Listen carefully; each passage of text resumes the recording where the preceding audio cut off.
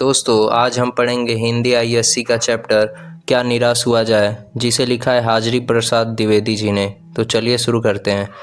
शुरुआत में लेखक कहते हैं कि आजकल चारों तरफ ठगी, चोरी, डकैती और भ्रष्टाचार की इतनी खबरें हैं कि उनका मन कभी कभी बैठ जाता है, यानी वह बहुत ही दुखी हो जाते हैं। उन्हें लगता है जैसे भारत देश में अब कोई ईमानदार आदमी बचा ही नहीं है। हर आदमी को शक की नज़र से देखा जा रहा है। जो लोग बड़े पदों पर हैं उनके अंदर तो और भी ज़्यादा दोष खोजे जा रहे हैं। तब लेखक पूछते हैं, क्या यही वह भारत है जिसका सपना महात्मा गांधी और बाल गंगाधर तिलक जैसे महापुरुषों ने देखा था? क्या वह भारत जहाँ हिंदू, मुस्लिम, आर्य और द्रविड़ सब मिलजुल कर रहते थे, वह खो गया है? वह खुद ही जवाब देते हैं कि नहीं, ऐसा नहीं हो सकता। हमारे महान ऋषियों और मनीषियों के सपनों का भारत आज भी है और रहेगा। फिर लेखक मानते हैं कि आज के ज़माने में ईमानदारी से मेहनत करके कमाने वाले लोग पिस रहे हैं, यानी बहुत ही मुश्किलों का सामना कर रहे हैं। वही झूठ और फरेब, धोखाधड़ी का रोजगार करने वाले लोग खूब फल फूल रहे हैं, बहुत ही तरक्की कर रहे हैं। ईमानदारी को लोग मूर्खता समझने लगे हैं। सच्चाई केवल डरपोक और कमज़ोर लोगों के हिस्से में रह गई है। इसके बाद लेखक कहते हैं कि उन्हें पता है कि दुनिया में धोखा और विश्वासघात यानी कि चीटिंग बहुत ही है, पर वह सिर्फ बुरी बातों को याद नहीं रखना चाहते हैं। अगर वह सिर्फ धोखा खाने वाली बातों को याद रखेंगे तो जीवन बहुत ही कष्टकर, मुश्किल हो जाएगा। वह कहते हैं कि ऐसी घटनाएं बहुत कम हैं जहां लोग ने निराश मन को हिम्मत दिया हो या सहायता की हो, पर ऐसी घटनाएं हैं ज़रूर। इसे साबित करने के लिए लेखक एक घटना बताते हैं जो उनके साथ हुई थी। एक बार वह रेलवे स्टेशन पर टिकट लेने गए। गलती से उन्होंने 10 की बजाय 100 रुपये का नोट दे दिया। वह जल्दी से ट्रेन में आकर बैठ गए। थोड़ी देर बाद टिकट बाबू यानी कि टिकट देने वाला उन्हें पहचानता हुआ आया।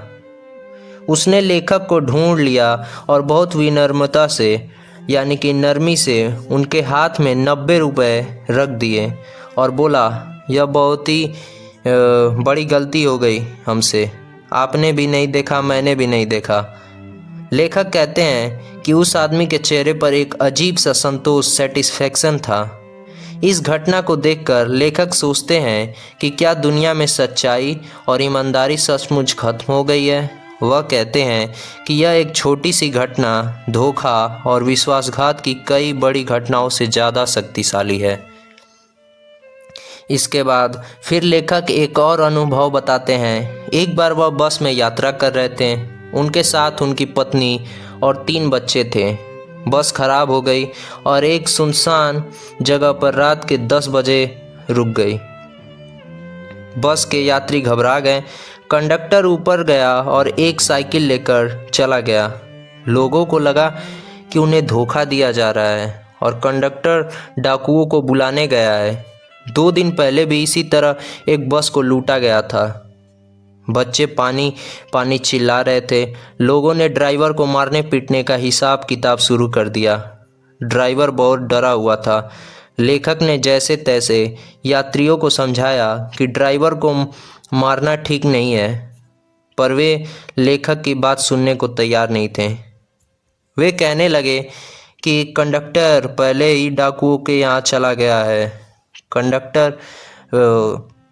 कुछ ही देर बाद फिर कंडक्टर एक खाली बस लेकर आया और बोला, अड्डे से नई बस लाया हूँ, इस पर बैठिए सब लोग। फिर वह लेखक के पास आया। उनके बच्चों को रोते हुए देखकर वह लोटे में पानी और थोड़ा दूध भी ले आया। उसने कहा, पंडित जी, बच्चों का रोना मुझसे देखा नहीं गया। यात्रियों की जान में जान आई। सबने उसे धन्यवाद दिया। ड्राइवर ने माफ़ी मांगी और 12 बजे से पहले सब लोग अपने अड्डे स्टेशन पर पहुंच गए। उसके बाद तो बच्चे, लेखक का कहना है कि उन्होंने जीवन में बुरी बातें, धोखा भी देखी है और अच्छी बातें भी। आज भी हमारे देश में सेवा, ईमानदारी, सच्चाई और आध्यात्मिकता यानी कि स्पिरिचुअलिटी के मूल्य बने हुए हैं, वे नष्ट नहीं हुए हैं। हमें निराश होने की ज़रूरत नहीं है। जब तक ऐसे ईमानदार लोग बचे हैं तब तक महान भारतवर्ष को पाने की संभावना बनी हुई है और बनी रहेगी। लेखक का मानना है कि बुराई को उजागर करना बुरा नहीं है, पर सिर्फ बुराई को ही देखते रहना और अच्छाई को अनदेखा करना बहुत बुरी बात है। हमें अच्छी घटनाओं को याद रखना चाहिए क्योंकि यही हमें उम्मीद देती है। इस कहानी में लेखक हमें यह बताना चाहते हैं कि हमें हमेशा आशावादी रहना चाहिए और अच्छे काम करते रहना चाहिए।